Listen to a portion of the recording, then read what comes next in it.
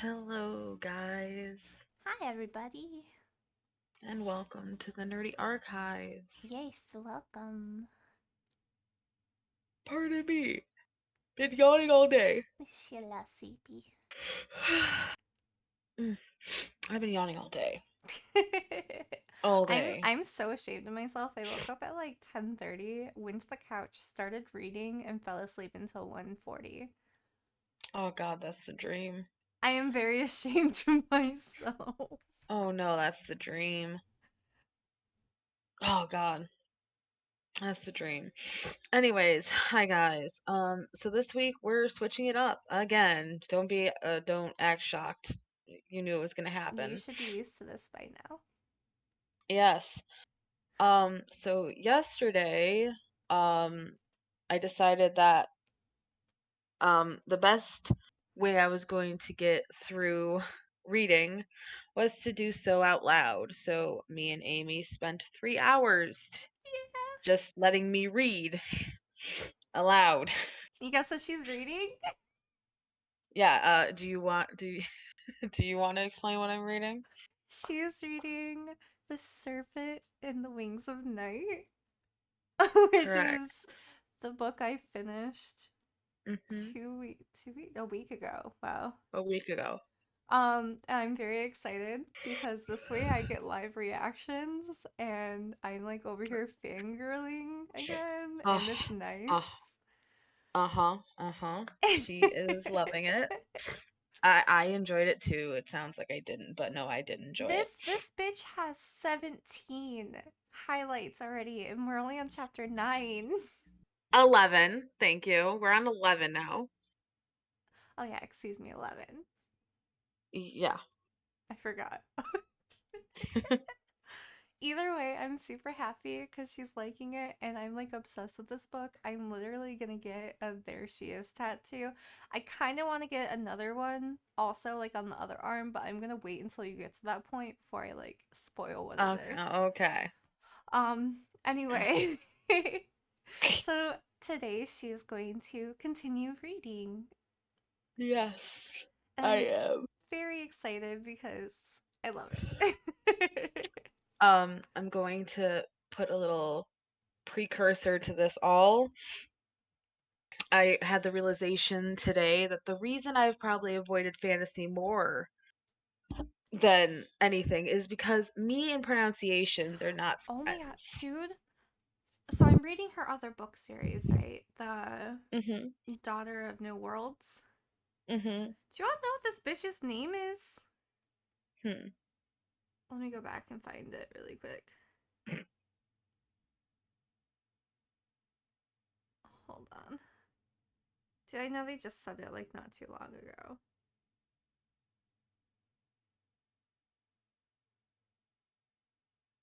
Um, okay. It's Tisha Hana. It's like Tisaanah. Mm. Don't know how to pronounce it, so I've just been calling her Tis. Um, And then luckily they gave the other guy a nickname already, which is Max. And I'm like, thank fucking God, because I could not pronounce his whole goddamn name. Valid. So, I will already disclaimer that you'll know if there's a word that I'm not sure about because I will either start laughing or I will start hesitating. So just be ready for a lot of that because this bitch is throwing lots of words at me. Lots of words. Lots and lots of words. But it's been good. I was literally, and it's not really a mental health thing, so I will just say it here. So today I was like, what is this weird nostalgic feeling in my head today? Because I was like in this weird mood today. Mm-hmm. And I realized it's literally like we were talking earlier this week about how we're kind of reverting to like our high school selves. And it's literally that having a book on my mind for the first time in so long is it's nostalgic. It literally is like it's so dumb, but in No, my it's head, not. I was thinking it's like going home to read my book, and, like, in my head, I'm thinking, "Oh, like, I should put CSI on in the background because, like, that's what I used to have on in the background when I would read because I used to read in the living room, and the TV was never off in our household, like, ever off." And I was like, it's nostalgic. It's a homey feeling. Like, even though I'm not reading as voraciously as I used to, like, and I'm reading on a Kindle and it's not a physical book, like, there's a lot of things that are different, but the act itself of, like, reading and getting lost in a story again is an extremely nostalgic feeling for me. I'm gonna tell you right now, you're not gonna stop thinking about this book. Like I've been trying to find something to like scratch that itch because like I just want to reread it again. Yeah. But like I finished two more books this week already. Mhm. One was called something claim, I don't know. I'm if you I'm into vampires now, apparently, so that's cool. I say As if that now, hasn't but always. yeah. So it's We've like always said I've that. been trying to find like another good slow burn, like vampire Mhm. romance. Nope. What I got was pure smut. Both books. Mm. I so the first one I read was vampire something, I can't remember. It sucked. It was just like instantly fucking tension between the two and like it's just like I don't want that. You know what I mean? Mhm. No, And I do. then and then the second one I read, Black Sunshine, that was a little bit better, but Mhm. it like came out of nowhere that they were like, you know what I mean? Like I don't know Yeah. how it happened. So either way, Right. I read the first like those two, and I'm not gonna read the second ones of them because like Right. eh. Yeah. So this is definitely with you reading it to me is definitely scratching that itch. Well, I'm glad. Um, and we also had this conversation literally just like a couple hours ago. I think our problem is we are slow burn romance lovers in an Yes. era where everyone just wants smut. And we're not shaming people who want smut. That's not what we're saying. Hmm. It's that for us, for it to be really enjoyable, it has to be maybe not even a slow burn. Like slow burns are best, but it just can't be straight to the smut. No, yeah, I don't want it to be straight to the front. Like, Like, there was this ad for one, there's a TikTok, and it was supposed to be I'm guessing he was supposed to be like, um, like, like a germaphobe, like, afraid of being touched, like, literally, like, terrified. mm, And, like, of course, his maid, is the only one that he's ever thought about letting touch him, and I'm like, "I know this is just gonna be pure smut, like, why couldn't we get some build up?" exactly. Like I don't know. I like the whole I guess I'm a sucker for like world building and like action and Yeah, shit before because I don't want yeah, to just read a pure romance. That's fucking boring. yeah, I'm really not one for pure romance books either. I usually like some murder, frankly. Exactly. Yeah.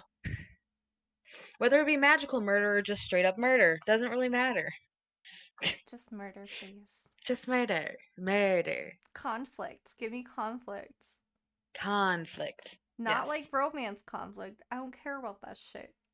I get enough of that in real life sometimes, okay? Like I Right? don't need it in my Oh book. my oh my gosh, right. So I saw a TikTok and this one I think will be fun to answer before we get into mental health and then reading. So everyone's like, "Oh, comfort characters," which I have 50,000 of. Who is your conflict character, aka the character that's on site when you see them? Does it have to be a book? It can be anybody. It can be any media. Hmm.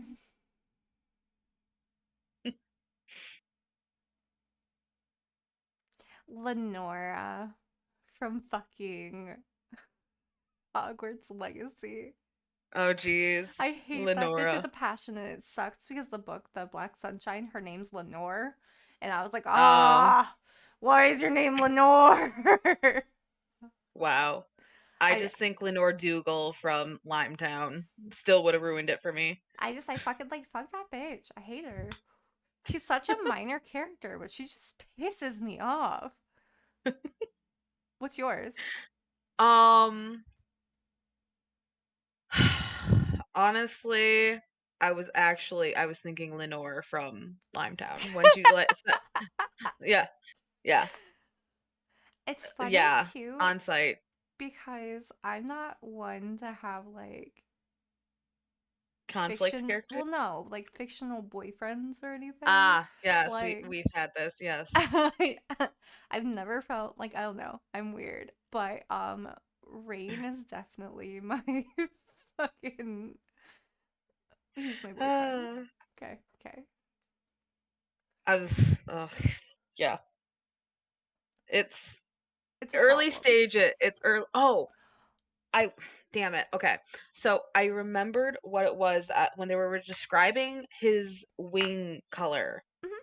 There's a plant that I bought mom like 2 years ago now for Mother's Day.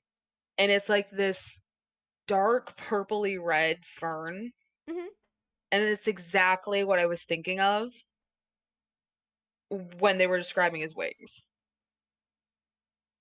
And I was like, "Okay, well now I have a color scheme here. I Uh, got a color scheme." yeah.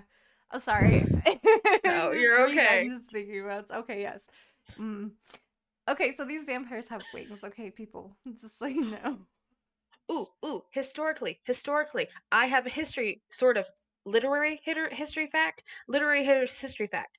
The original spelling of vampire literally meant fire angel. So, bada boom. Makes sense. There you go. I Okay, had to nerd out there for a I second. am Anyways, getting too like impatient. Do you want to do the mental health check in and then we can start? yes, yes. Okay. You go first. So my week was pretty much a lot of nothing. Just the typical, my coworker being MIA. Um, as always. Uh, we still haven't heard anything about the contract. We had a town hall and our CEO was talking and people were asking questions about it. And he pissed me off so much because he wouldn't directly answer the question. He was just like, oh no, we're gonna win it. Like, no, that's not guaranteed, dude. What happens if we don't? Like, Right, like, what's the transition period? We need to know if we need to find new fucking jobs, you asshole. right.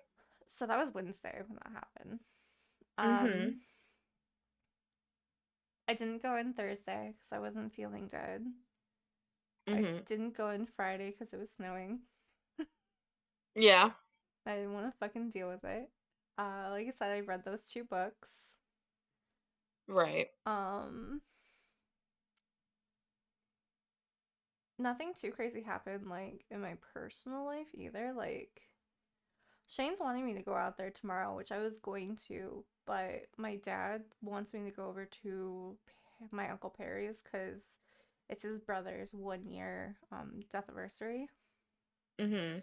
So they're getting together. So I messaged Shane and I was like, hey, so we have a problem tomorrow. Either I can come out at like 1, hang out until like 3:30, and then I'm gonna have to leave to take dad because like I feel like I'm obligated to go, right? Mhm.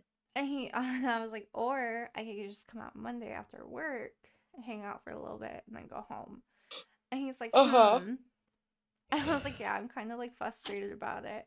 And he's like, well, maybe I'll go. I was like, go as in I have to come out and pick you up and take you and then take you home, or go as in you're gonna drive yourself. He's like, I don't know. And like that's the extent of our conversation. Mm. So that kind of frustrated me because it's like I need to know Yeah. if I need to wake up before 12, like, Right. so I don't know. I'm hoping I don't go out there at all because I'm really trying not to. Right. Um, what else? What else? I bought a PS5. Yes, you did. Uh, was not my idea, by the way. Oh. Was Mike's idea. So as soon as he Oh. said he kind of wanted a PS5 to play the Final Fantasy VII remake, because he's in there right now playing it. I hear the Uh-huh. slashing and shit. Anyway, Uh-huh. I found it on at Walmart and we got the digital version because Right. Yeah. I don't do physical copies anymore. Let's be real. Yeah. So it was just got our taxes back too, which was fine. So it Mm-hmm. was 479 for the PS5. Mm-hmm. But then I had to get Plus, and they don't do it monthly anymore.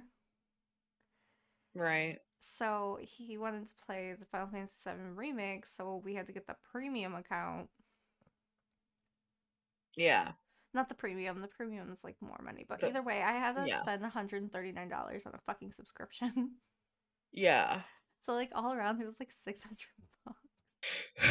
Right. Um However, I am not telling my brother I got a PS5 because then he's gonna harass the living shit out of me to play games with him. And I don't want to. I just want to read. I just want to sit here and read. Like, that's all I want to fucking do. Valid. Let's see. I got hibachi today Ooh. because we had a gift card. Oh. It was only $20. It was like fucking $80 fucking date. I swear to God, it was expensive. Nice. But of course, Mike wanted Sapporos, and that shit's expensive. And then hibachi plates are like $30 a pop. Either way, it was good. And I've just been thinking nonstop about getting a There She Is tattoo. Because that is who I am. I am an That's fine. impulsive fucking person. That's all right. That's all right. I think that's it. That's it? Nothing too crazy. I'm alright.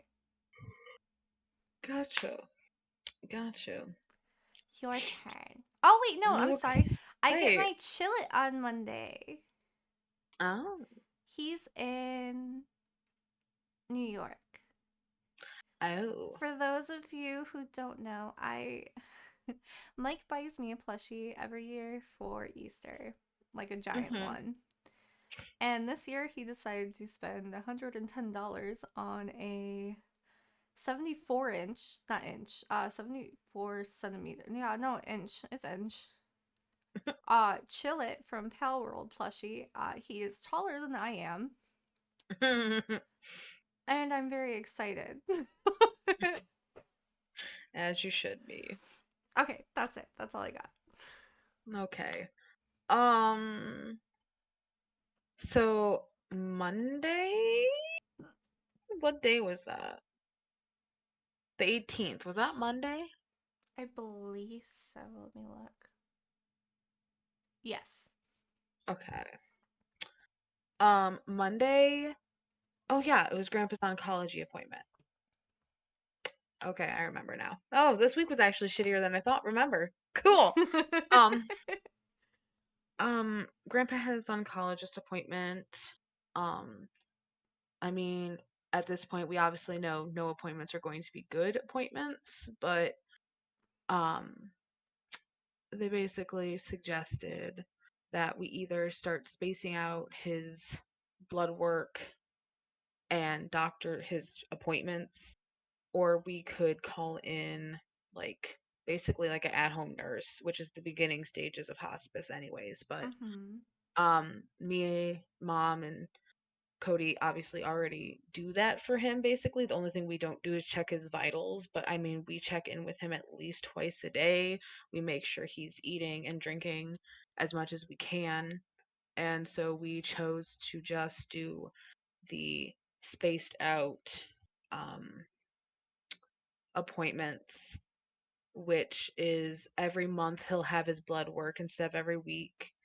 And um 4 months I think is when the oncologist wanted to see him. They didn't set an appointment though, so there's that. Great. Um, and I also had a dentist appointment on the same day, um, which went much better than that, admittedly.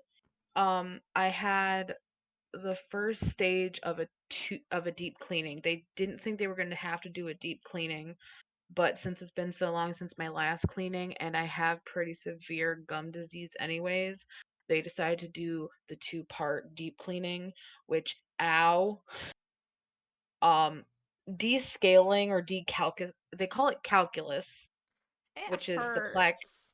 It hurts. It hurts Um so bad. it really hurt. Um and but the caveat to that is that for the most part they don't seem to be too concerned about the teeth that they, basically unburied from calculus. Um which I find it hilarious that it's called calculus, I but we're gonna know. we're gonna skip past that. Um, have an appointment on the 4th to get 2 fillings on the teeth that have been giving me pain basically since 2 weeks, not even full 2 weeks after I got the extractions done, and also to start crown repairal on an old crown. Because surprise, surprise, she wasn't wrong. No. There were 2 crowns next to each other. I just somehow forgot about the fact that they were right next to each other. I mean, how are you supposed to remember that? It's not like you memorize your fucking That's true. teeth. That is true. But, um, yeah, so it will be the 4th will be the start of the crown renewal process and the filling the 2 teeth. Hopefully, they have not advanced in the, week and a half. 'Cause they're very close to being a root canal, but not there yet. But that was close to how my front teeth were, so, like, they do some pretty good miracle-esque shit, so I'm not too worried. Hmm. And then on the 22nd of next month, they'll finish the cleaning, which is just the polishing and the shining and the buffing and the making your brain vibrate inside your head. Oh, I hate it. Me It's such a too. icky I feeling. need to find us a new dentist, and I've just been so lazy about it. And the hygienist was actually super nice, like super nice. Um, and she put no mint on my files because I actually really struggle with mint flavored things. That's very Like nice of her. like yeah, so she's like, as long as it has fluoride, even if it's marketed towards kids, it will work for you. Don't let the kid, she's like, I don't get why they put kids on it, as if it has fluoride, it's not for kids anymore. It's for like growing people. Yeah. Like like so now my chart will say no mint flavorings, which is kind of nice because I really I buck up and deal with it, but it's not something that I have easy time with. Because quite literally even just the smell of like Pepto makes me gag incessantly. So that's nice. And I'm feeling pretty good about that. I mean, I'm still anxious, but that's just dental medical shit. Um, That's but just you. that was one positive, I guess. Um, I had a really bad mental health week, honestly, with the new shift and getting screwed over and I'm getting screwed over next week too because it's basically the same schedule. Um, the only positive I have is that everybody else is starting to realize how shitty the situation is and that the person in question is not behaving themselves And Of that's all I course really not. have to basically anchor my hope on is that She fucking s- up. yeah. And like the fact alone, and I think I mentioned this yesterday. The fact that my boss called me over the phone because our registers have phones Mhm. that link to the service counter. To call me to take over self scan or she was going to quote unquote kill somebody, that tells me a lot.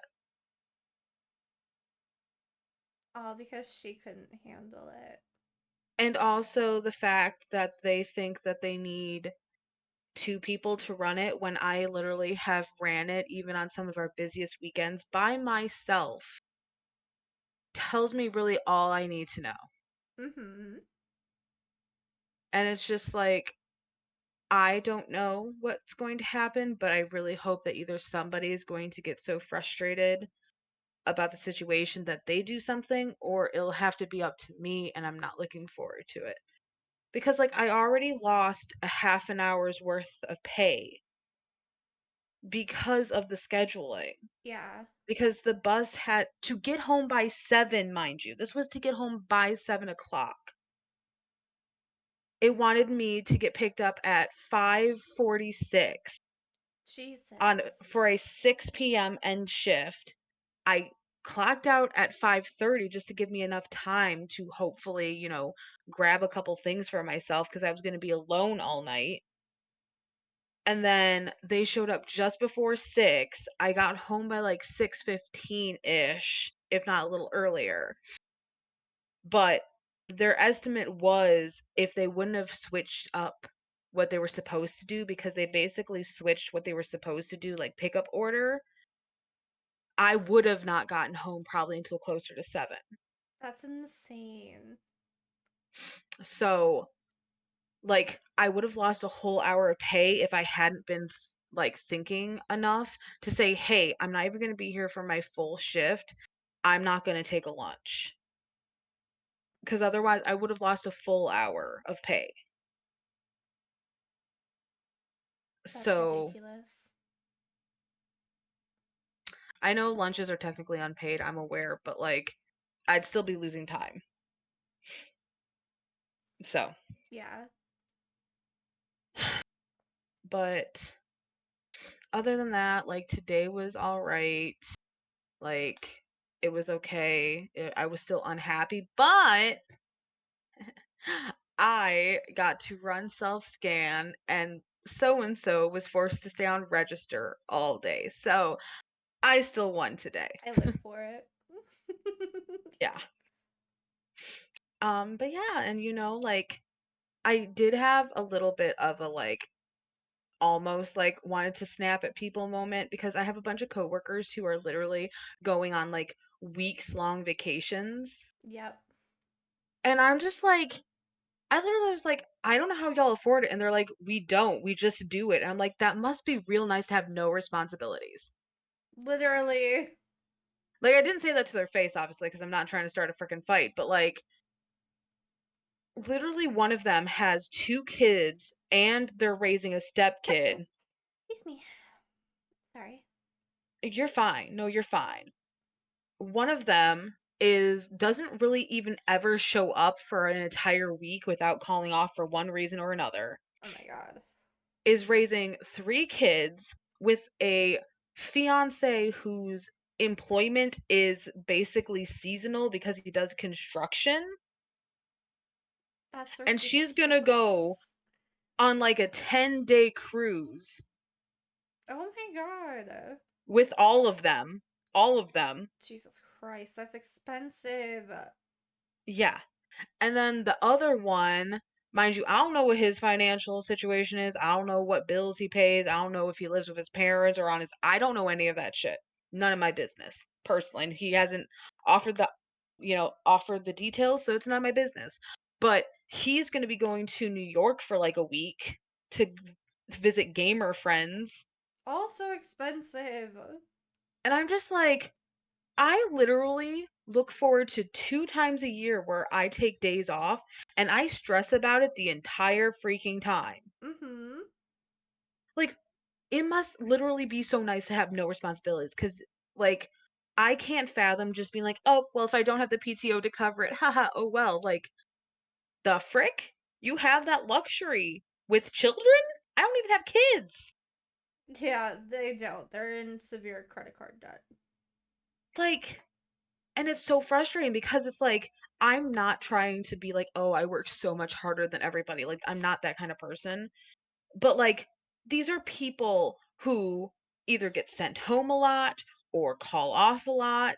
I call off only if I'm sick, like, sick, sick. Mhm. Like, it's just frustrating. It's like, I feel bad setting up appointments for dental work because I know it's going to screw with scheduling and also my pay. I mean, Yeah. like, it's so frustrating to, like, and it's like we're all in the same boat, like, none of us are richer really that much richer than the other, like, we're all pretty much the same social class. So I'm like, "What the frick am I doing wrong?" Right? How the fuck? Like, I know we ain't making mad bank. Like, the one person does make $2 more an hour than I do, That doesn't matter. but still, like, yeah, it just boggles my mind and it frustrates me to no end because it's like what I wouldn't do just to have like a week and a half or 14 days where I didn't have to worry about work, but also didn't have to worry about not being able to pay my bills. That's all. That's That's a mood that's though. that's my stressors right now is just money because also it was a very, very, very tight week. Like double digits rough week Oh instead of triple shit. digits. Like my bank account reached double digits, which almost never happens. Yeah, it was bad. This week was bad. Um, excuse me. So I've been stressed. And yesterday's reading session is pretty much the only fun I felt in probably months. So let me open my water because I'm gonna need Yeah, you are. I'm so excited. like I said, guys, don't expect pronunciations to be correct. Do not expect much. I try I'm my so best. excited. I try my best. You did really good. Like I said, I really just think the interlude is where I really hit my storyteller. Here's the thing, guys. I grew up with a lot like I love being read to. Excuse me. Because two of my most fundamental memories of childhood is my mom reading me Harry Potter Mhm. and my librarian reading us our stories out loud, like elementary school librarian. Yeah.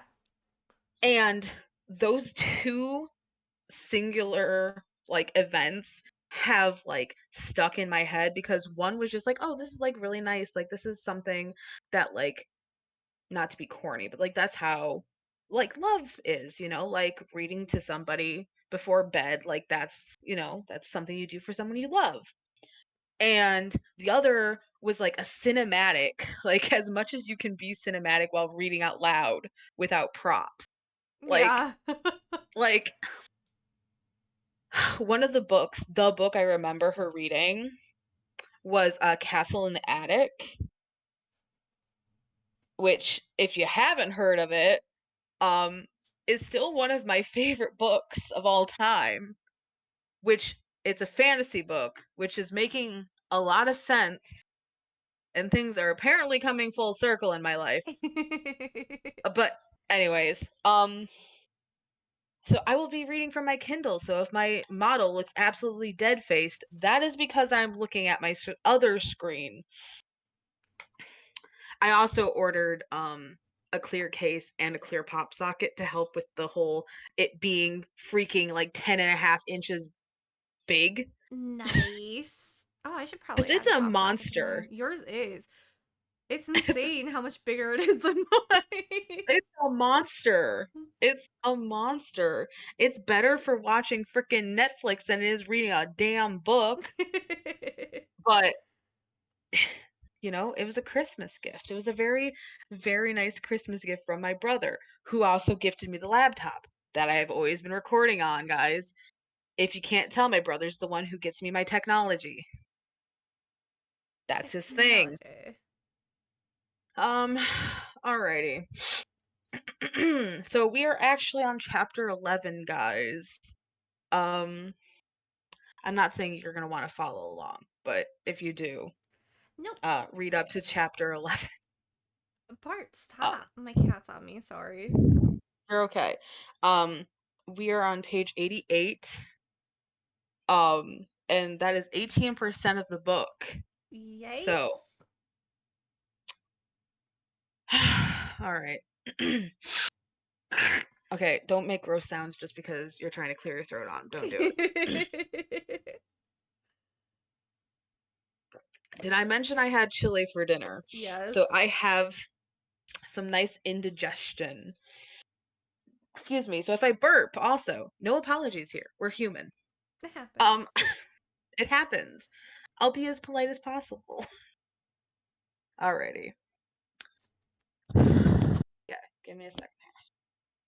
Alrighty, guys. So this is the Serpent and the Wings of Night, chapter Yay! 11. All right, buckle in. I'm so Okay. excited. Let me get more comfy. Okay. You're like, let me get comfy. Okay. Excuse me, I keep burping now. Okay. My wounds were even deeper than I'd feared. The one in my thigh continued to bleed despite many tight bandages. The arrow must have been cursed, and who knew whatever venom the demon's claws held. Both of my injuries were so severe that Vincent's potion would only heal one. After a long internal debate, I used it on the cut in my side, which seemed at most risk for infection. That still left me in rough shape, though. I needed to see Vincent. Surely he'd meet me tonight. He was protective, and after seeing me in the ring, he'd want to know I was all right. I prayed he had been able to get his hands on more medicine, though. Yeah. Okay, give me this. It takes me a second to get into it, guys. My pacing's bad. You're fine. I have to let my cat out really quick. Yeah, yeah. Uh, Excuse me. Go. Um, Also, for those who don't know, Mhm. Vincent is the Yes, vampire yes. king, Yeah, and let's give a little. Vincent is the vampire king, and Yes. he is her adoptive father. Yep. Oriah is the main character. She is Yep. human. Yes, she is human, which is a very important thing to remember. She is currently fighting in the Khajiit, which is a tournament that happens every 200 years, Mhm. where there can only be one winner. So it's Mhm. like fighting to the death. They're locked in a tower. Mhm. She is currently locked in a tower with 50 plus vampires Yep. bleeding. Yep. All right, Yep. I think Okay. Yeah. that covers it. I think that covers it. All right. Okay. I prayed he had been able to get his hands on more medicine, though I knew it was unlikely. Fuck. If he hadn't, I didn't know what I beautiful place you've claimed for yourself. I s- Sorry. This is the fun part. Um I stiffened so abruptly at the sound of the voice that was greeted with a wave of pain. Grabbing my blades, I rose and turned. It was hard to get to my feet. Dawn was still hours away, and I was in no shape to fight. Not that I wouldn't try. How fitting! Every living thing in this depressing dead castle, all in one place. Rain wandered to the center of the greenhouse, pausing at the long dry fountain at its center. He gazed up at the faceless statue, then out the windows, and then at last his eyes fell to me, the corner of his mouth twisting into an almost smile. Get out, I snarled. I brought you something. Get out. That's rude. He sat down on the edge of the fountain. I half expected the ancient stone to crumble under his weight. He was truly a wall of a creature, big enough to even look it when surrounded by God's damned demons, and yet he moved with surprising grace, like he knew his body well. He lounged with one foot propped up on the stone, elbow braced against it, while the other leg stretched out before him. He looked utterly casual, so casual I knew it was calculated. Then he glanced up to the star-scattered sky, and something momentarily shifted in his face. I knew how to read expressions well. Those of vampires were always muted, frozen by centuries of dull immortality, and my survival depended on my ability to find meaning in every twitch. But that brief expression struck me, both because it was a glimpse of something unusually raw, and because I could not even begin to decipher it. Then his stare fell back to me, the smirk returned, and once again I was looking at a vampire, toying with me in terms I was innately familiar with. A performance. This was someone who cared very much about what people thought of him. I knew that I knew that very much already from his little outburst at the feast, goading that poor bastard into attacking him so he had an excuse to be the first to draw blood. He swung his legs down and leaned forward. With that movement, I twitched backwards, drawing a step closer to the wall. What? He said. Do I smell? I told you to get out. You think I came here for a meal? That's my grand intention? His intention was worth shit. Vampires had notoriously poor self control when confronted with human blood. My life would be a lot safer if protecting me was just a matter of Vincent threatening painful and horrible death upon anyone who hurt me. Coming after me was a logically unwise decision. They all knew it would result in their execution, or worse. But they might not even decide to do it. They might just be overcome by. The memory was as sharp as ever. Lips on my throat, a kiss deepening to a nip deepening to a vicious stab of pain. What was that? I jerked back to reality. Mother, the blood loss must be getting to me, to let my mind wander off like that. Rain still wore that little smirk, but now a wrinkle of curiosity deepened between his dark brows. Where did you go? That unnerves me more than I'll ever admit out loud. The fact that he'd seen whatever had just changed on my face. I told you I spent to get. What are you going to do? Stab me? He looked pointedly at my blades, daring me, mocking me because we both knew I couldn't, not in this state. That thigh looks bad. It's a little poetic, isn't it? He touched his thigh, still bandaged. Sure, fucking poetic. I brought you something for that. He reached into his pack and pulled out a blue crystal bottle, contents thrumming with a light shimmer. Mother. At the sight, I almost leapt for it on impulse. How had he found that, if even Vincent was struggling to get his hands on it? Rain placed the potion on the stone beside him, then rested his forearms on his knees and watched me. You know, he said casually, I heard some of the others talking before the first round, betting on who would survive. Your name was worth shit because everyone was so sure you'd be the first to die. He paused, waiting for a reaction, and I refused to give him one. But I thought better, he went on. I knew you were one to watch, that you weren't just some ordinary human, the great Nightborn King's human pet. It wasn't the first time I'd been referred to that way, and it wouldn't be the last, but I still bristled. I was in so much pain that it was more difficult than usual to keep my temper at bay. Okay, give me a second here because I'm reading too fast and I'm out of breath. No, you're good. I, sorry, I'm like over No. here just smiling. Like, I love this. I love their fucking interactions. Yeah, it's good. Okay. Okay. I wonder if that would be easier because I can put it sideways, but it cuts it in half. It's like two columns, which weirds my brain out. So that's a no. You can change the size of the layout. Yeah, I'm thinking I'm just gonna keep it going. It's just my finger gets tired, that's all. What's wrong, Willow? You're gonna fall off the bed. Okay, Silly whatever. dog.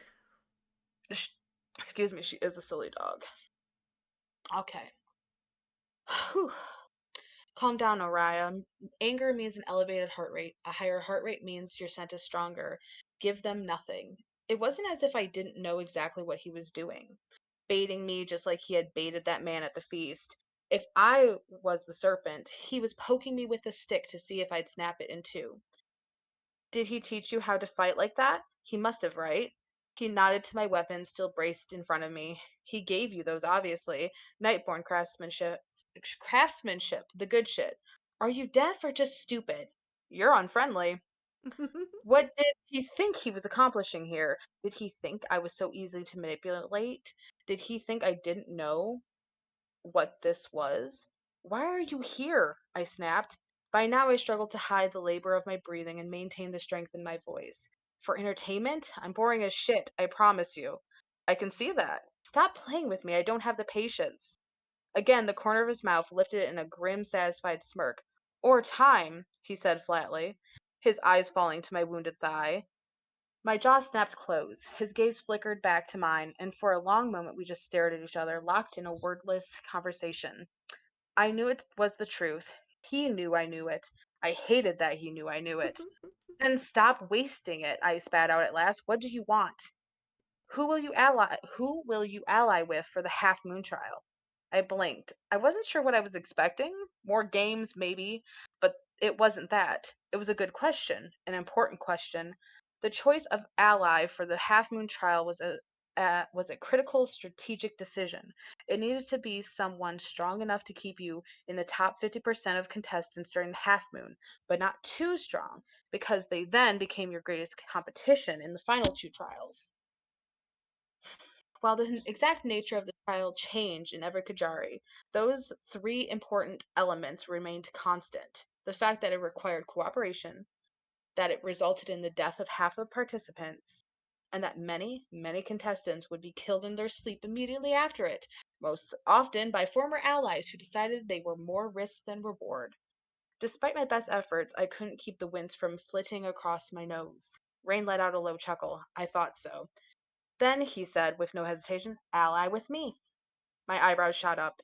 Vincent had often chided me for my poor control over my facial expressions, and at this one, Rain laughed again. Ally with you? I said. Okay, how do you think I should just go with pronouncing her name? uh, M1? The M one, yes. Hold on. I it looks like Mishy. That's how I would or I pronounce Meat. it Machis, Machi, but Ah, that might be wrong. it's because it's not a name you can sound out. That's the frickin' problem. No, let me Google Translate it really quick. Yeah, let's get, yeah.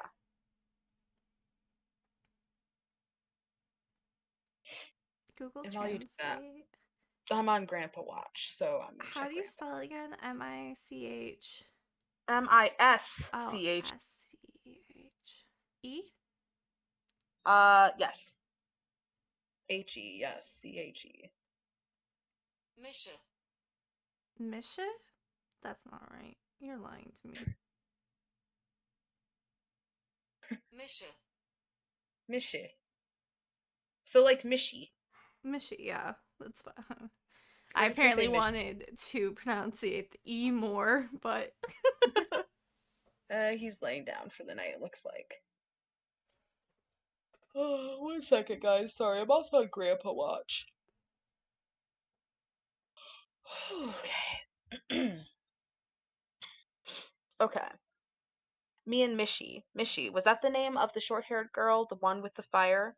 We claimed a room near the top of the towers he went on. It's secure, big, a whole apartment, safe, or safer than this place at least. This didn't feel right. Why?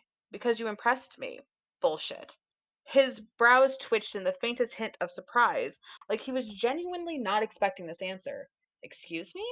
You haven't said a single true thing since you strode in here, so I'll be honest for both of us. I'm a human. We both know that makes me the weakest one here.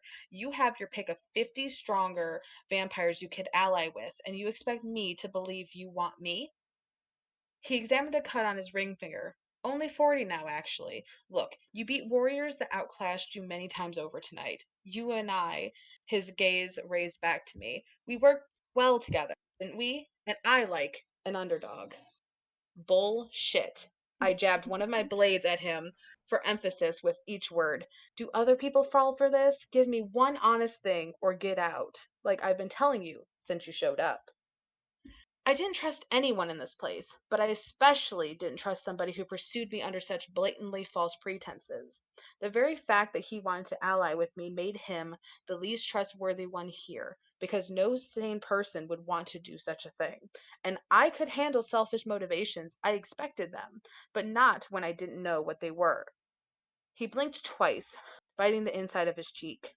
I couldn't tell if he was insulted or if he was fighting back laughter. Finally, he said, all the other decent fighters that are people I would could actually tolerate are already allied. And and not enough. Keep going. You already have your friend. Why invite another? I'm curious about you. Can you blame me? Everyone is. Vincent's little human princess kept in a glass palace where everyone could look but never touch. He glanced around, smiling wryly at the greenhouse's crystal walls. Are you missing your glass castle, princess? Okay, we're gonna highlight that. We're gonna highlight that entire paragraph. Thank you. Okay. I wouldn't let him bait me, not even if I did find myself shifting in irritation at that characterization. But the mention of Vincent triggered a wave of understanding. This, at least, made sense. Maybe it was the first thing out of Rain's mouth that I actually believed. Vincent can't help me in here. I doubt that very much. Ah, Vincent. It was about Vincent. The offer of alliance had nothing to do with me. Rain thought that if he allied with the king's little human princess, it would earn him advantages afforded to no one else in here and prevent other contestants from getting them first. I didn't like it, and it wasn't true, but at least it made sense. I scoffed but didn't argue. Instead, I said, and? He looked confused. And? Why else? Another long stare, another wordless conversation. I'd forgotten what it was like to talk to somebody whose face communicated so much.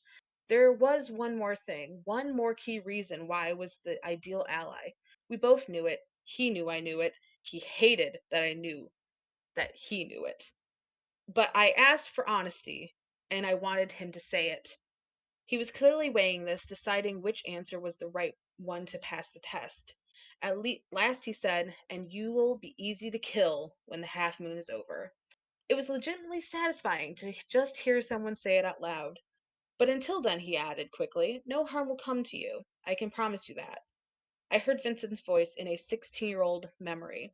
I am the only person who will ever make that promise and keep it. What makes you think I need your protection? To his credit, he didn't laugh at me. You're a skilled fighter, better than I thought you'd be. He rose from the fountain and took a few slow steps closer, never breaking eye contact, his large, scar nicked hand open on one side, the other clutched tight around the healing potion. Which each step I drew backwards. Apologies. But you're still human, he said quietly. And that means in here, you are prey. You'll always be prey, no matter how good you are with those fancy weapons. The truth, of course, but maybe he didn't realize that I knew how to be prey, that I'd been doing it my entire life. One second, I hit my screen. Okay. He was right. I would need to ally with somebody for the half moon, and then I would need to kill them afterwards. Maybe I could ally with him, allow him to protect me, and spend that time learning his fighting styles and weaknesses, preparing myself to kill him as soon as it was over. He could underestimate me, and I could use that against him. But allying now? This was early. The half moon trials, the midpoint of the tournament, was 6 weeks away. That was a long time to stay in close proximity to not one, but two vampires without getting killed. A long time to allow himself to learn my strengths and weaknesses, too. No, I said. Tempting offer, though. He took another step closer, and again, I matched the distance back. What was it that you asked of me? An honest thing? I was honest with you, so now you have to be honest with me. Do you really think you'll survive another night here? It's almost dawn now, but after that, your scent is all over the Moon Palace right now. I could smell you even from the East Tower. Give me one second.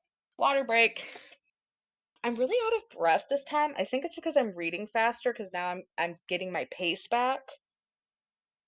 That's a possibility. My brain goes a lot faster than my mouth, guys, believe it or not. That's why I can't read out loud. Do I sound like I'm going too fast? No, Okay. That's what matters. not all. It's the performance that matters. All right. Also, I'm crouched on a bed, so my diaphragm isn't exactly being properly adjusted, if you will. Okay.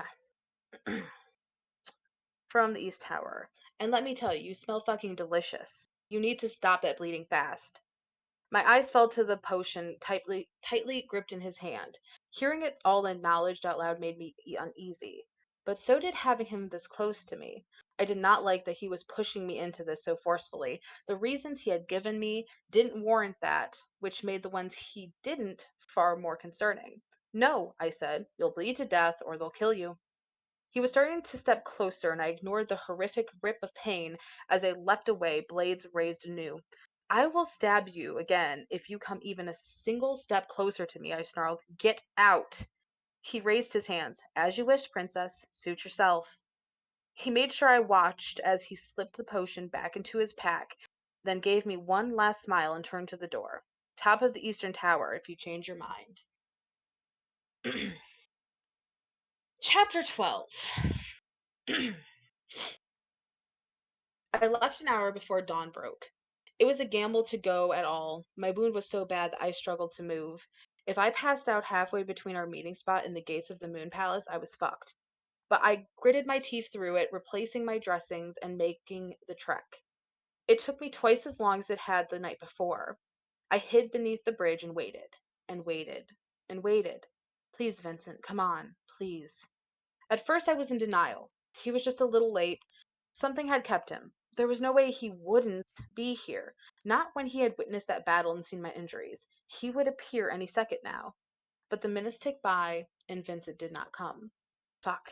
I knew my father, and I knew there was no explanation for this that could possibly be good, but I had no time to worry about that.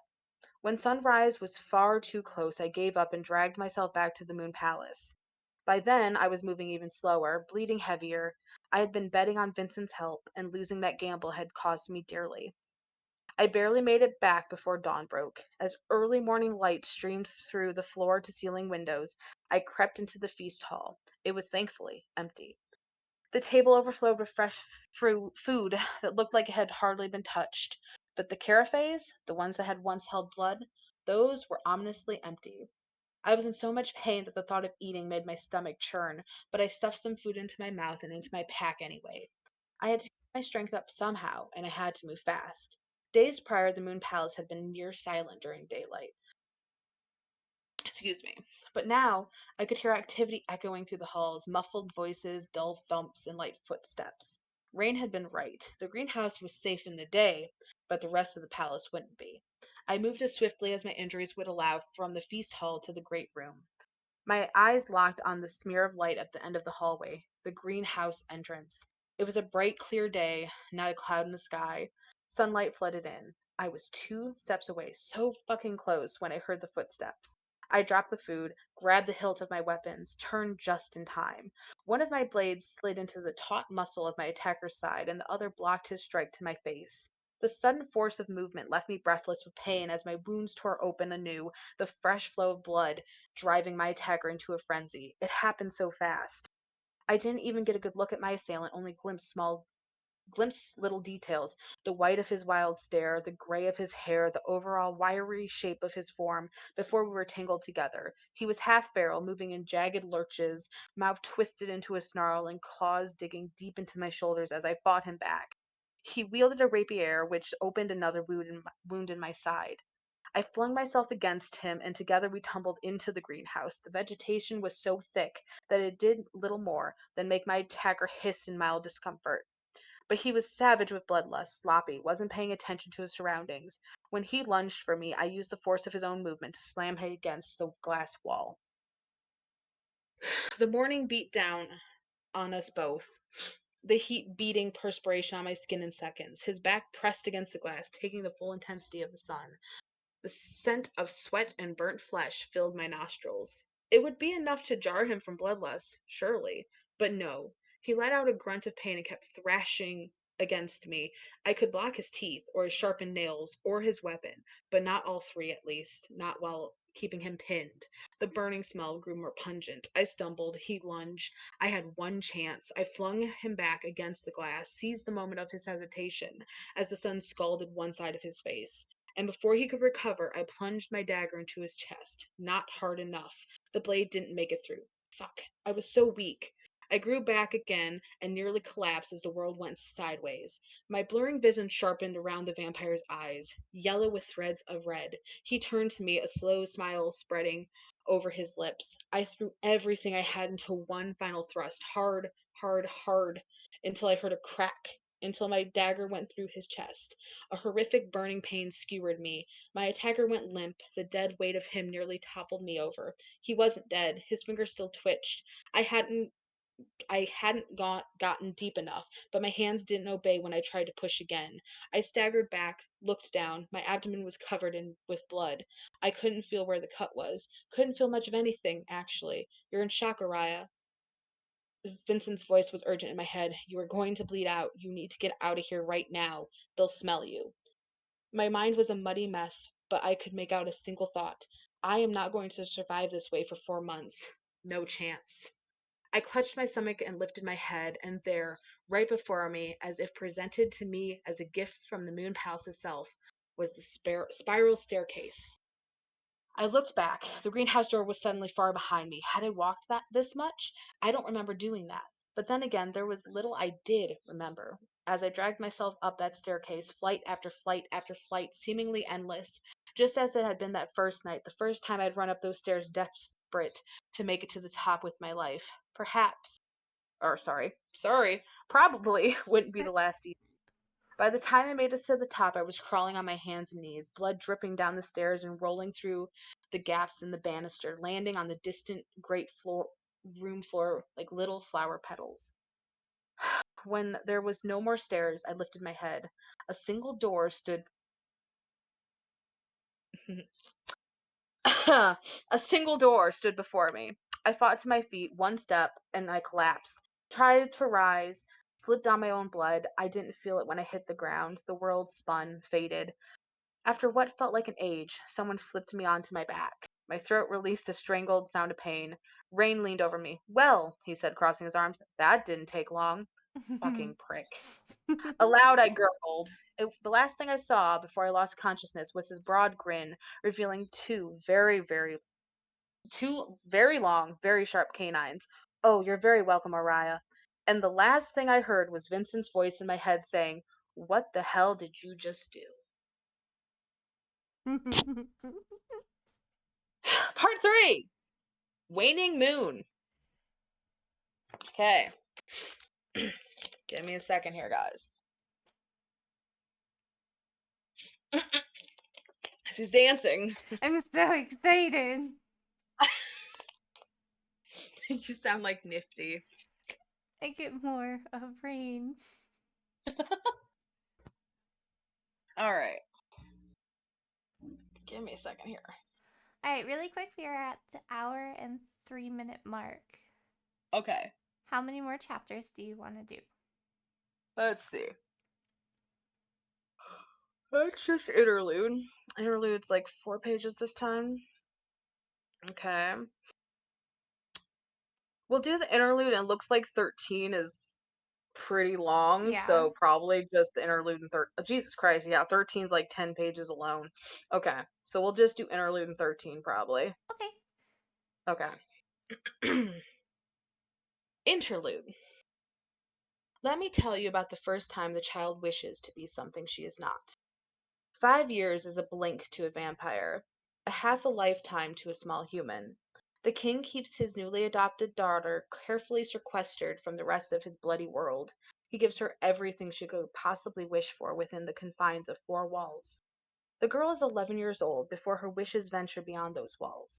The king tried to be everything to her, but for all of his affection and protection, he was still several hundred years older than her, and an entirely different species aside. The girl remembered the life she had had before she came here, even if those images were fleeting, eaten away by time. Years are long to a child so young, and memories so short. Still, she remembered that she had a life before this, a life with people who were like her.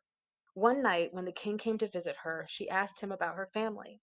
It was not the first time. She recognized the look on his face as he prepared to give her the same answer he always had for the thousandth time. I know my parents are gone, she said quickly before he spoke, but there must be others. Others? Others like me. Humans? The girl nodded. The king was silent. The girl went to her bookcase and pulled out a tome that weighed almost as much as she did. She had to battle it to make it to the table. It hit the wood with a thud, and she flipped through the book of maps. You found me in the western regions of the House of Night. The king blinked in surprise. He had never told her the details of where she had been found. The girl beamed a little, pleased to impress her father. I figured it out, she said. Raishan territory, right? She could not read her father's face. He nodded. Then where? Her fingers trailed over fading lines, cities and townships that only existed to her as ink on a map. It doesn't matter. The girl paused. It did matter. It mattered very much. She had learned to choose her words carefully. Maybe someone is still there, looking for me. But you have a home here, little serpent. The king gave her a small, warm smile. A home that suits you. Maybe your blood runs red, but you belong here. He didn't understand. She did have a home here, but the life within its walls were one of constant fear. I don't, she said. Everyone wants to kill me here. The king did not argue with her. He had told her this was true many times over. Finally, he sighed. I found you in a place called Salinae, a faraway district on the other side of the House of Knight's borders. But even if you had family still living there, Oriah, I could not find them for you. The girl didn't realize just how tightly she held on to this hope, this fragile, invented reality, until it shattered in her chest. Why? She choked out. This is Raishan territory. I'm just gonna say H guy, guys. It's just a word I can't figure out. As the Haiji is all yeah, as the Haiji king and the leader of the House of Night, I can't go there unprovoked. Then I can. She did not hesitate. I'll go. He laughed, but she snapped, This isn't a joke. The king's smile faded. He looked at his daughter for a long moment. You are a human, he said. It's too dangerous for you to do this.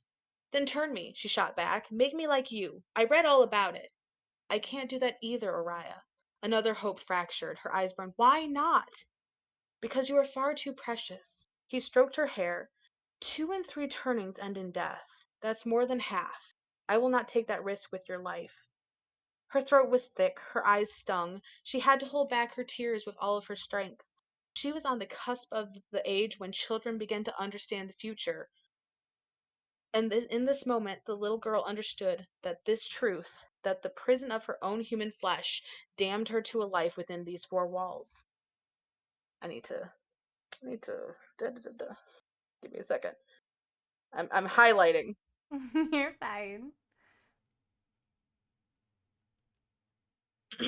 She whirled to her father, her little hands balled into fist. There has to be something, she said. There has to be some way. There has to. The king chuckled, though his eyes were distant and sad. Such teeth. He was silent for a long moment, his smile fading into serious thought. He was quiet for such a long time that it seemed like his mind had traversed to a whole nother world. The little girl knew better than to interrupt, so she watched him and waited. She had already learned how to read his expressions, but this one was foreign.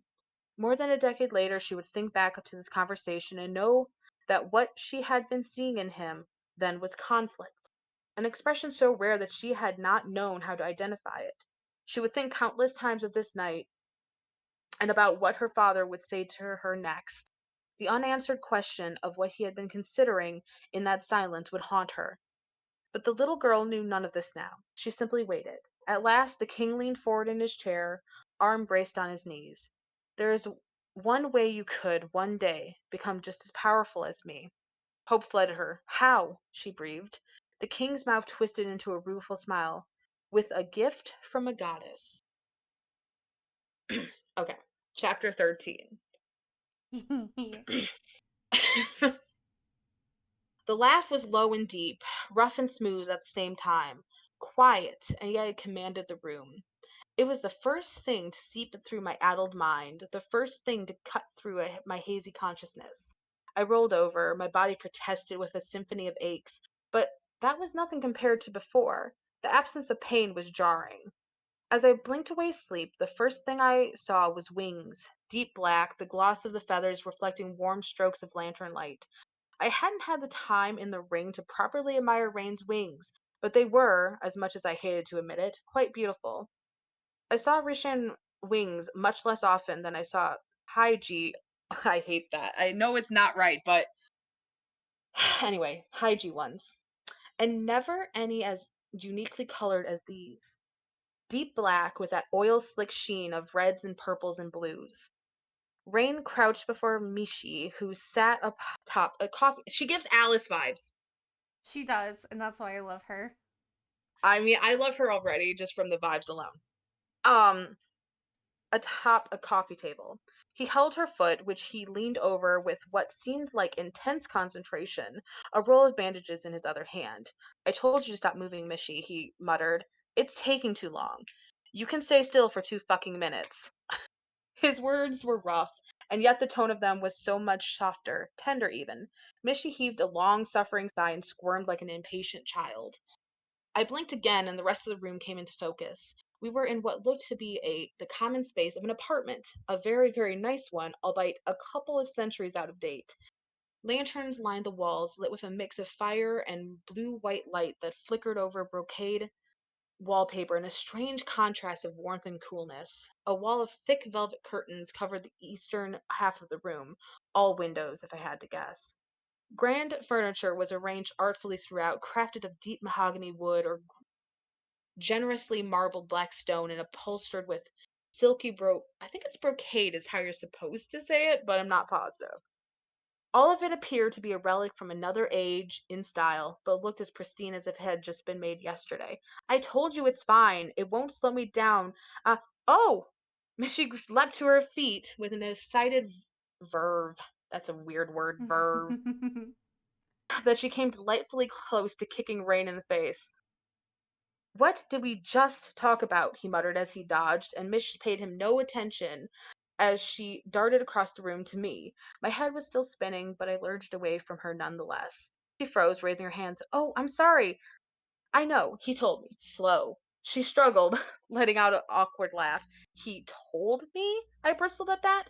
What might have looked what had that what might that have looked like? She's a weak little human, terrified of everything, so treat her like a wounded animal. Rain looked away, muttering a curse. "How are you feeling?" Mishy asked. She settled down on the floor, folding her legs beneath her and resting her palms on her knees, like she needed to physically restrain herself from running over to me. Her eyes were too large for her face, almost comically out of proportion with her small nose and forever upturned mouth. Yet somehow she was still strikingly beautiful. Then again, vampires always were. "Better," I answered after a long moment. Mishy grinned. "Oh, good. I'm Mishy. So excited to finally meet you. We have met at the feast. Well, I mean, really meet. Rain told me all about the trial and how it was your idea to find the pack leader. That saved my ass, so thank you." She laughed and shook her head as if the recent near death experience was a fond, distant memory. I'd never met another vampire who behaved anything like this. Even at their most outgoing, they were reserved, and yet I couldn't shake the sense that she did remind me of someone. Not a vampire, I realized after a moment, but a human. She reminded me of Ileana. Sure, Mishy had none of Ileana's biting edge, but she had that same loud, unapologetic flair. She was unabashedly colorful. What was the relationship, I wondered, between her and Rain? They were both odd by vampire standards, but in ways that could not possibly be more different from each other. She rose and spread her arms, gesturing to the room. "Welcome to our home. Isn't it stunning?" "Well, maybe you don't think so. I'm sure it's nothing compared to the Nightborn Castle.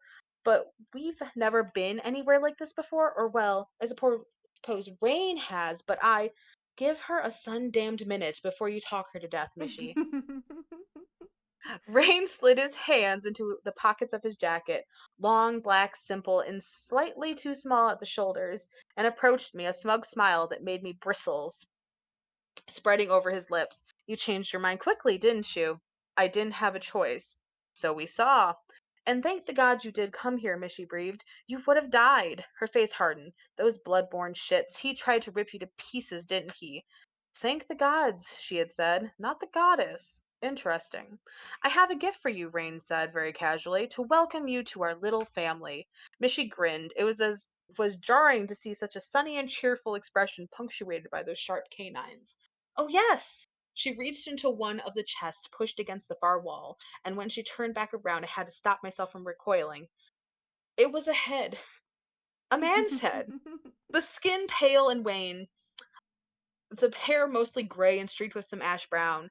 His ears were pointed, as were his teeth, visible through a perpetual snarl that graced his lips even in death. I'd hardly gotten a good look at the vampire that attacked me, but I had to assume this was him. My stomach lurched with sudden nausea. The memory came, as it always did, in brief, all flashes. I have a gift for you.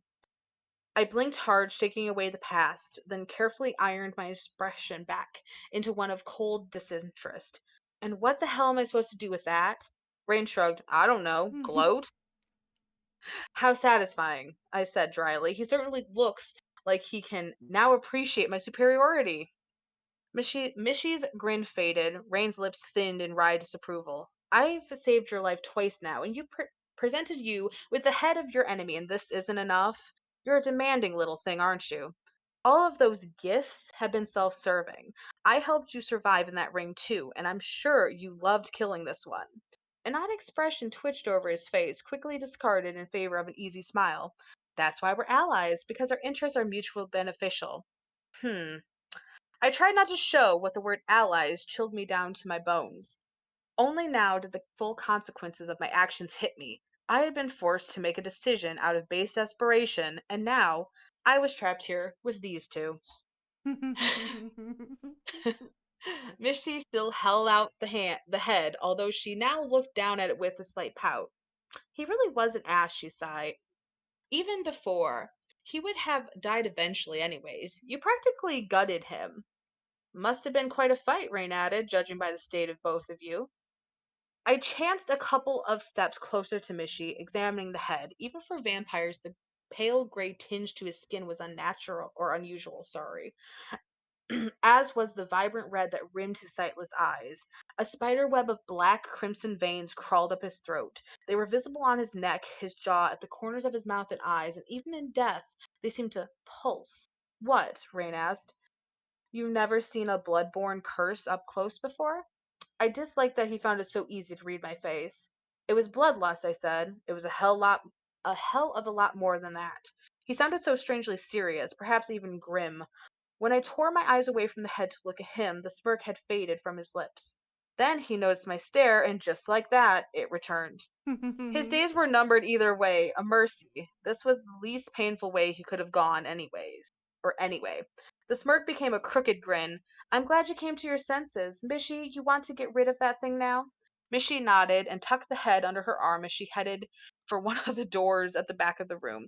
I'll be right back. Then I'll give you a tour, Araya. Rain and Mishy really had managed to find a prime location. The apartment was huge, featuring a study, a kitchen, an office, four bedrooms, each with their own adjoining washrooms, and of course, that grand sitting room, all of which were luxuriously ornate, even compared to the Nightborn Castle. All citizens of the inner city were accustomed to seeing the Moon Palace stand watch over Sivrinji. Excuse me, in blessed monument to Nyaxia. But it was only now that I actually stopped to think about how it had gotten there or why. Had people lived here once? If so, why was it abandoned in favor of the Nightborn Castle? This place was almost as big and every bit as grand. Excuse me, I really gotta burp. You're good. Burp, Oh my burp. gosh. I'm trying and it's just like stuck. Why don't we get burped as adults sometimes?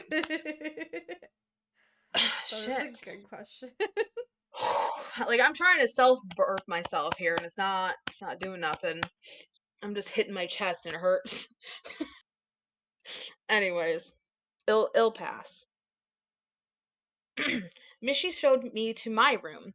"We gave you the one with the most windows," she announced, for, obvious reasons, and left me to my own devices to clean up and get some rest. My bedchamber, like all the rooms in this place, was beautifully ornate in an ancient, outdated sort of way, even if strangely there wasn't a speck of dust anywhere. The curtains were a heavy, deep blue velvet with silver braided pulls. I hauled them open with considerable effort. The window revealed a near perfect mirror of the view from my room in the night-born castle. In the distance, its silhouette was reduced to a series of vicious peaks and moon-silver domes. I couldn't remember the last time I'd seen it from so far away.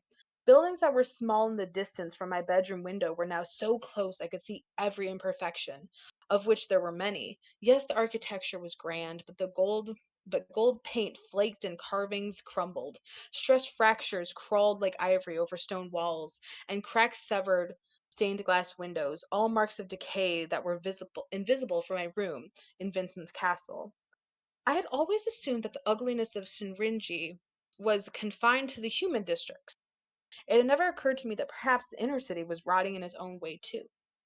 My eyes settled on a little flash of blocky darkness against the horizon.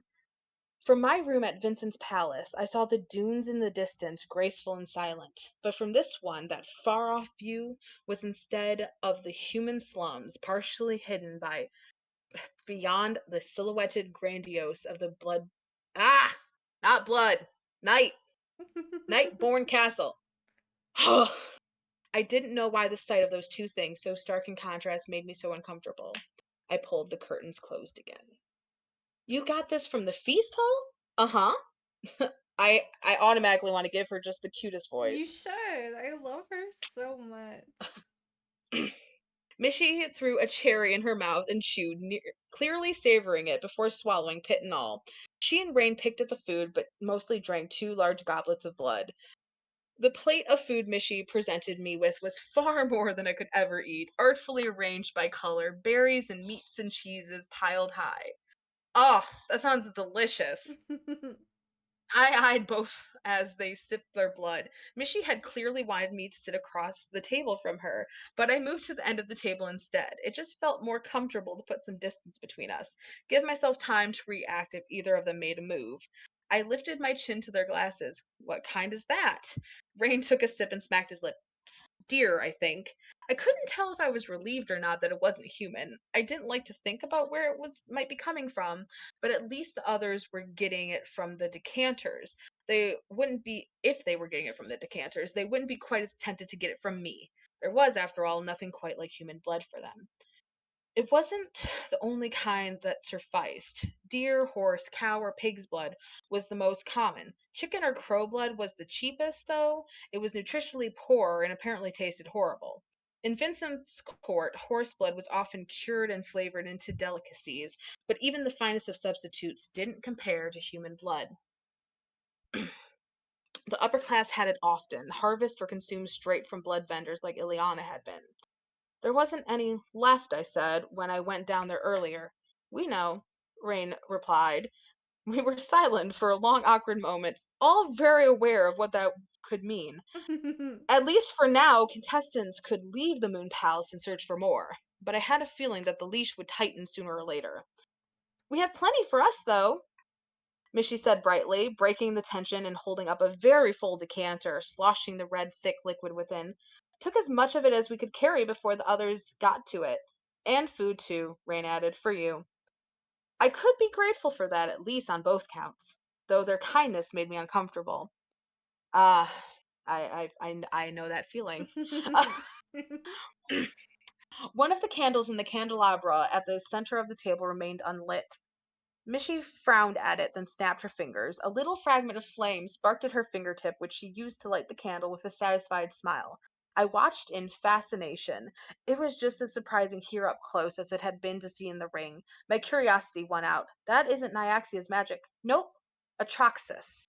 That's what I'm going with." Like I thought. And yet the confirmation didn't make it any less unbelievable.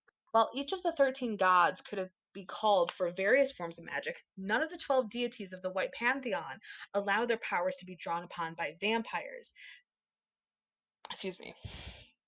Vampires, after all, were Nyaxia's children, and the White Pantheon despised Nyaxia. Misty read my face. It is perfectly possible for a vampire to wield magic from beyond Nyaxia's domain, she said in a tone that implied she'd given this explanation many times before. It just takes the right talents, that's all. She seemed proud of herself. But I didn't miss the disapproval on Rain's face as he sipped his blood at that exact moment, as if to stop himself from saying something he'd regret. What about you? She asked. Do you wield magic? I hesitated before answering. Maybe I didn't want them to know that I did, even if my magic was basically worthless anyway. An advantage was an advantage. But I was silent for a moment too long. Mishy grinned and leaned closer. You do! I can feel it. It's shy, though, huh? Shy. That was rich. I considered calling it that next time Vincent made a disparaging comment about the weakness of my magic. Don't judge it, it's just shy. He'd love it. Only a little, I said. Useless things. It's never done anything for me. My gaze slid to Rain. And what about you? Oh, same, he said, taking another sip of blood. Useless things. As if we hadn't all seen him use it to kill a man mere days ago. Mishy giggled, clearly finding Rain more amusing than I did. My eyes narrowed. Useless things like asterisk? The corners of his mouth quirked. Exactly like that. Bang, bang. I jumped. My gaze snapped to the front door, which shook with the force of such a knock. Bang, bang, bang, bang. I hate when they do that because, like, reading it out loud is awkward as hell. Yeah. Like, Bang bang, bang bang bang. bang, bang, bang, bang, bang. It's the kappas. Open up. Anyways, FBI, open Rain up. Rain barely glanced at it. Now that sounds like something we shouldn't answer. You think? Um, Rain Ashray. Anyway, it's like ashtray, but just a ray instead of tray. Yes. Open this fucking door. The deep female voice boomed from beyond the door, so loud it might as well have been coming from inside the apartment. If the banging kept up, surely it would be a matter of minutes. Mishy glanced to Rain. He narrowed his eyes at her. They had an unspoken conversation. He groaned. Why is it always me? Why is it never your name they're screaming through the sun-cursed door? She smiled sweetly. Because I'm nice and pretty. I'm nice and pretty, he grumbled. He rose, grabbing his sword from where it lay haphazardly on the coffee table and unsheathed it in one smooth movement. He then stalked to the door and threw it open, giving whoever was on the other side no time to react before the sword was in their face. Hello, Angelica. And immediately that sword was met with the cold metal edge of an axe. Bearing it was the woman who led the House of Blood contestants, and she was furious. Up close, she might have been the most muscular woman I've ever seen, nearly as tall as Rain and broad enough to fill the doorway. That sounds ginormous. Yeah. Like, I'm thinking even like modern door. I'm sorry. I'm going on a rant here for a second, guys. I'm thinking like my front door, right? Yeah. Like, excuse She's a beast of a woman. me? Like, we're talking like Trunchbull. Like, I'm thinking Trunchbull from Matilda. Yep. Which is fine. No shame, but just that's who I'm picturing. Um, okay. The defined cut of her arms, exposed in her sleeveless armor, flexed as she deflected the full force of Rain's blow. And if the strain of his was any indication, he wasn't holding back either. Where is he? Angelica snarled. I don't know what you're talking about. I'm not the that Raishan piece of shit you killed during the feast. I'm not falling for your games. Where is he? I hovered near the door, my own weapons out, but I wasn't about to jump into that unless I had to. Mishy seemed shockingly blasé, watching with obvious interest but little concern. Apparently, Angelica didn't especially want or need an answer from Rain, because instead of waiting for one, she struck. And Rain was ready for it. He deflected her. Oh, there's that burp. Excuse me. I'm glad it finally came out. Ugh, it tastes awful. I bet. Oh, God. Um, okay, anyways. and used the force of it to push both of them out into the hallway, away from the entrance to the apartment. While they fought, it was like watching two forces of nature collide. Angelica was vicious, every movement woven with sheer power. The light of the hall illuminated the scars up and down her arms. She was a blood magic wielder. If she used such magic against Rain, though, it didn't seem to affect him, save perhaps for a minuscule lurch when her weapon met his. He was a breathtakingly skilled warrior, damn near an artist. In the trial, I'd been too distracted to notice just how good he was. He moved with an incredible grace for such a large person. Each strike or dodge or step blended into each other like the steps to a dance. The puffs of darkness around his sword intensified with every swing, leaving streaks of night behind each blow and wrapping the two of them in ribbons of shadow. Yet Angelica was just as good, just as strong, just as fast. They were evenly matched, both trembling under the force of each other's power. By the nature of my position in life, I'd gotten very good at sizing up predators, at recognizing killers, and right now I was watching two ruthlessly effective ones toy with each other. With one forceful thrust against her axe, Rain pushed her away. It's his own damned fault, and you know it too. It was the human, she shot back. I know it was. He was out of his mind, went after her in the greenhouse of all places. Angelica had been ready to strike again, but at this she paused, lowered her axe just a fraction of an inch. Rain did not lower his, but he didn't strike either. In daylight, Angelica. The greenhouse? She repeated. He was long gone, Rain said. He'd got himself killed. Hell, you should be thanking us. We saved you from an very unpleasant task. Watch yourself, she hissed. What? Would you rather he lived long enough to get used by this place, like those poor bastards we fought in the ring? Angelica flinched. Her fingers lifted, paused briefly at her throat. She didn't speak for a long moment, and I tensed, waiting to see if she would move again. I'd rather kill her in the trials than kill her here, she said at last, voice low and thick with promise, and at this her eyes fell to me, hard with hatred. Her nostrils flared. I became very conscious of the rapid pace of my heartbeat. And as for you, that glare settled on Rain, you're lucky it's not your time yet. Remember right now exactly how lucky you are. And she simply lowered her axe and stalked away. We waited until she was long gone before any of us moved. Rain was the first to speak. I probably should have killed her. You say that like you would have won, I said. He let out a low chuckle. Oh, I would have won. His rose colored gaze slid to me, and I became aware all at once of how close he was standing, close enough that I could smell him, a scent that reminded me of saffron and heat beating down over the desert, and something else, something I couldn't quite place. Goosebumps, goosebumps rose at my skin, instincts rebelling against allowing someone this close. I took several casual steps back, and Rain's stare drifted back to where Angelica had disappeared down the stairs. Still? Her? She's a problem. She's one to watch. Feel sorry for her, Missy said softly, and offered nothing more. All right. I love it. I love it. I love it. Well, I'm glad you apparently love the sound of my voice that much. Ah, it's like music to my ears. Well, don't flatter me too much, okay? I simply couldn't take it. Anyways, How are we feeling? oh my gosh. One thing though, I had to mention at the end. One, loving it, but I have tomorrow off. Maybe I'll like call you sometime if you're free. Tomorrow? Yeah. Yeah, sure. Okay. Cause I have to go to my dad's brother's thing. thing, yeah, but it Yeah. shouldn't be long. Yeah. Um so we'll do that. Yeah. Um like I said, you're going to get sick of my voice real fast. No. Okay, so I can tell you what I want on my other arm now. Okay. So I want Are You Going to Kill Me, Princess? Oh god. And then on the other one, I want There She Is. Okay. Okay. It's beautiful and I love it.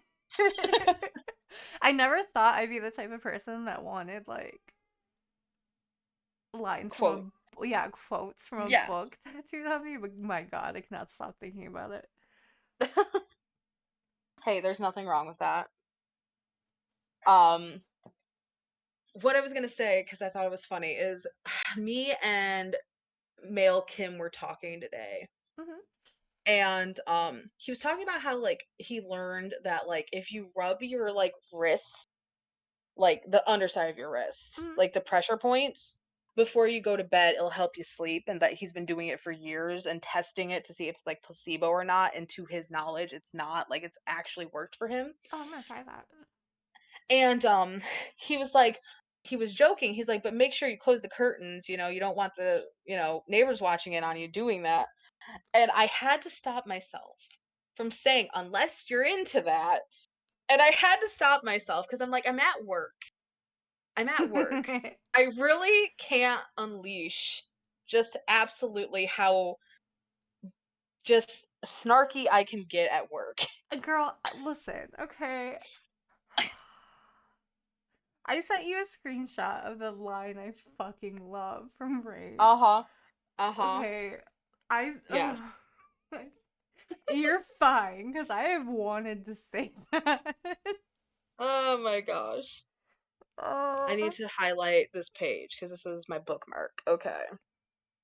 I'm on page 121 of 486. yay. Unfortunately, for some reason, it's not telling me like my estimated reading speed. Like, it's not, I don't know, like, why it's not telling me. Mine Like, doesn't have that feature. I looked it up. mine does, but like, it's maybe it's X-ray No, X-ray shows like clips, clips and stuff. people, Yeah. terms, images. Yeah, okay. Because on my phone, because it comes on Samsung, Kindle comes on Samsung automatically. Hmm. Um, I was scrolling through just to see like if it was synced up to my Kindle, and it is. And it was telling me by how fast I was swiping through that like the estimated time for me to finish reading it was like 3 hours or something. But that was like me really going through it. But it Yeah. was calculating. This is not calculating at all. Hmm. I wonder if there's It's a telling me how setting. many, maybe it might just be the Kindle Yeah, I'm not itself, sure. They which is said fine. mine sadly doesn't have that. But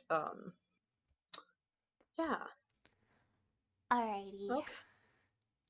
Alrighty, guys. Well, thank you for reading to me. Oh yeah, anytime I guess.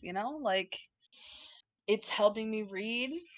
I find it very, I don't know. It's easier for me to I think read out loud sometimes I than get it. to myself. Um, let's see here. What is next week supposed to? Is that our behind? Yeah, because it's the last week of the month. But I'm double checking. But I think it's our behind. It probably is. If only I could scroll faster. Ah. Oh my god, where is it? I know it's here. There it is. Okay. Yes, it's supposed to be behind the archives spring detox.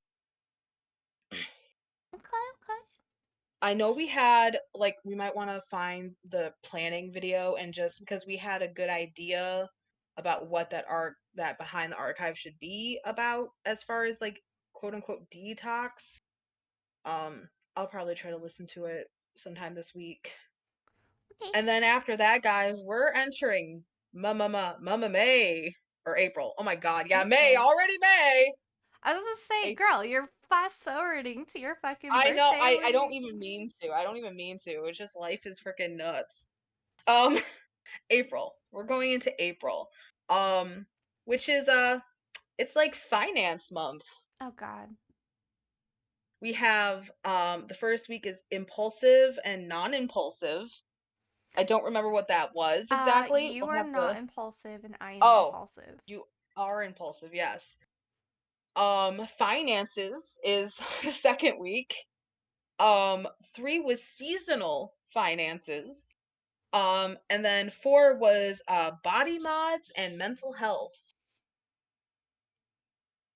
So, um, that's what we have a very studious month coming up ahead, guys. Yes. Like we're just being real adult, just like real responsible and like, yup, we're just gonna really turn our shit around, not. Um, Probably not. not no. Alrighty, guys. As always, I am Autumn, aka Firefly, I am Moxie, aka Amy. and this has been the Nerdy Archives.